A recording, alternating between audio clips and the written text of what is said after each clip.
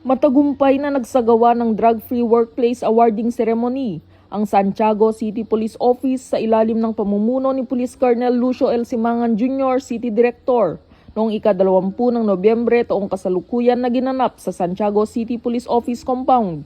Pinangunahan ng paggawad ni Investigation Agent 5 Armenio V. Guadja, Provincial Officer ng Quirino Provincial Office, PIDEA Region 2. Ang paggawad ng sertipiko ay bilang patunay na muling mapanatili ng tanggapan ang drug-free workplace.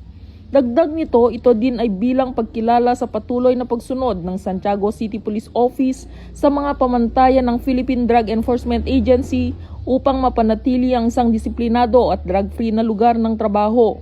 Nagkaroon din ng paglagda sa Pledge of Commitment of Drug-Free Workplace upang patunay sa kanilang patuloy na pagsunod sa mga pamantayan ng ahensya.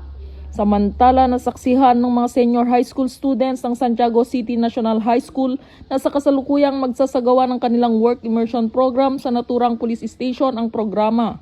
Kaakibat na nasaksihan ng mga mag-aaral ang advokasya na tanggapan para sa isang ligtas at drug-free na kapaligiran.